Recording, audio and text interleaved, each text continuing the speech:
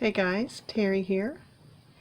I am just received a shipment from Stampin' Up. I put an order in each month, and I wanted to show you some stuff. They have several new blender colors, blender ink colors. So this month I bought, let's see, the blue one is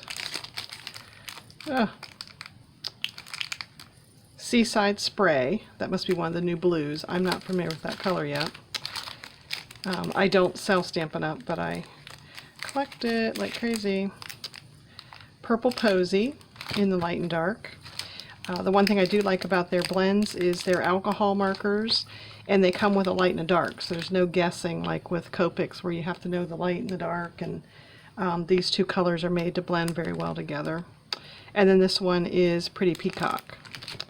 So, love that you can order those in sets. I think they're $9 for two of them. They're not refillable, but I do love that they blend really well. A lot of people ask me the difference between alcohol markers and the regular markers. The regular markers have pigment in them. The alcohol markers have, I assume, some type of rubbing alcohol. The alcohol makes it so that when you color with them, you don't see the lines. They just blend into the, absorb into the paper, and then that way you can color with a light and then shade with a dark. And it just makes what you're coloring look a little bit more like it has a shape to it. I also got this for the first time. They have a Stampin' chalk marker, so I'll be curious to try this on black paper and see what it draws like. Maybe I will do that here. Let me grab a piece of black paper.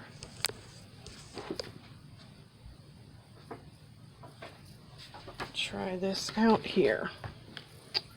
I have not heard anybody talk about this, so let's see what it writes like. So it looks like it kind of absorbs into the paper. Is it going to get darker? It writes pretty well. I mean, you could see it. I'd say if you were going to write on something black, that would show up. Be good for journaling. It does look like it's getting a little darker as it dries. That's pretty cool. I like that. That'd be cute for, you know, on the border of a card. You do something like that and make it have a little border around the outside. I think that would be pretty. I'm pretty happy with that. I wonder how long it'll last.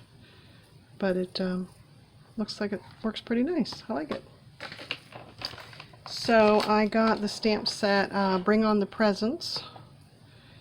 I liked it for this bow. I think that bow is beautiful. It's got a little bow that has the tails on it. I'll have to look for YouTube videos that people are using this. I just thought these designs were really pretty. The tag is cute. It's got the two in the from, so you could make your little Christmas tags. I thought that was really pretty. I bought a Christmas pack of paper called Dashing Along, Designer Series paper. Let's open this up. You know, their paper in the catalog is very hard to, they have a photograph of the paper, but it's not very easy to see what it really looks like. It's always so much prettier in person than what it looks like in the catalog. So I thought this one was really pretty in the catalog, so I thought, well, in person it's probably even going to be prettier. So it's got the green and the red, some more red. So it's got 4 of each color, and then on the opposite side, I think I bought this for making Christmas cards. I thought the paper would be really nice for the Friends of Christmas cards. So they're really pretty. Love the paper. So yeah, those are really pretty. I'll link to my video on cutting this 12 by 12 paper if you cut it down the middle and then cut 4 by 6, so cut this in half and then 4 inches, 4 inches, 4 inches, you get 6 card fronts with it. You can trim that down and you can layer it, and I'll link to that because it just fits on card fronts really well. There's a piece that you trim off, and that can be the label on it. Here's another stamp set called Sorry for Everything. I seem to be really into stamp sets these days that have words on it, because I'm always at a loss for words when I'm writing on cards. So I thought this sorry was really pretty. And then it's got things like, sorry I missed your birthday. I'm so very sorry for your loss. Sorry that things fell apart. I'm here to help you pick up the pieces. Sorry for the loss of your furry friend. Sorry, I wish I could make everything better. Sorry to hear you're not feeling well.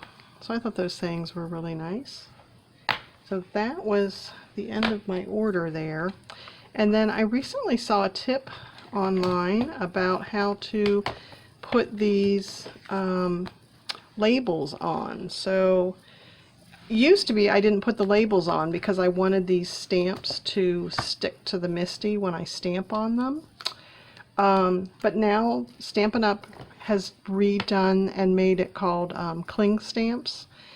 They've kind of redone these so that the label that they make sticks to your block and to your MISTI. So, but I wanted to show you how to put the labels on, because what I was doing was I would peel off the backing off of the stamp, and then I would take this label and I would peel this label off. I would peel the label up, and then I would have a really hard time lining it up on the back of the stamp. So I saw someone doing this, and maybe this was the way you were supposed to always be doing it. But to me, this was a new way. So now I learned that you peel off, this is the label sheet, without taking the label off of the sheet, peel off the backing, leave it on the sheet, and then take your stamp. I'm going to make sure I got this the right way here. It's going to go on this matted side of the stamp. And you're going to lay this down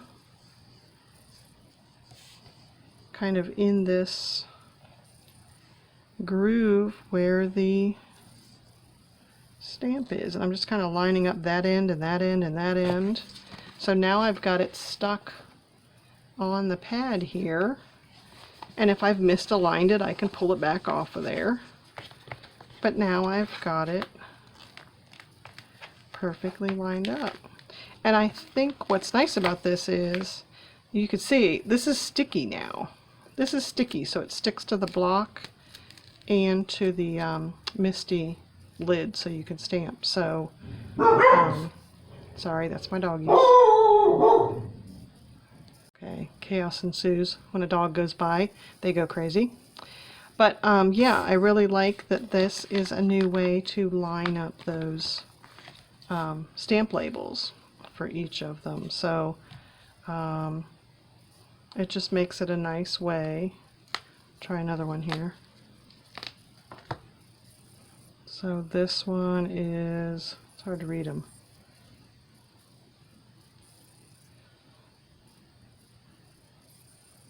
That things fell apart. So it's this one down here. So I'll peel off the backing. There is a split on the label. I don't know who created this. If this is the way we were always supposed to be doing it, nobody told me. But I do like it. It seems to be easier because you can maneuver this part around and line it up. So I'm gonna line it up down here with the end there, and then I could just make sure that I've got it going straight, and then I've got it on the item. So before I would always get it off a little bit. I'm still off a little bit, but I can trim this part. So I wanted to show you that handy tool about lining up the stamps. And like I said, I do put the labels on now. I didn't used to because this part was not sticky. but now it's significantly sticky. It sticks to a block very well. If you have ones and the old labels weren't sticking, I've taken my tape runner and put it on there so that it sticks to the block so that I can dip it in the ink and then stamp with it. So I will talk to you guys soon. Thanks. Okay, we're continually learning, right? Okay, so when I was pulling out this next one to put the label on, I noticed that the stamps are lined up with the label. You suppose that's by design? So what I noticed was if I line this up, in other words, I moved it around and got it lined up with the label, and if I keep it like that, push it back in here. Wait, I gotta take the backing off. Hold on, I gotta take the backing off. And then I took the label off of that one, and then I lined it up, and I'm serious, this is lining up with those. I don't know if that's by design. See, did someone not, maybe I didn't go to stamp label class. So now I'm pushing this back in here, and maybe that's supposed to help us line up the, I'll have to keep practicing that. It's still not 100% lined up, but I get the idea that we're supposed to be doing something like that. So if anybody's familiar with this, please put in the comments what I'm missing out on. But I do love that those each match up with the labels. So super handy. You just have to remove the backing, and I would suggest pulling it out of here so it's not attached. And then taking this off.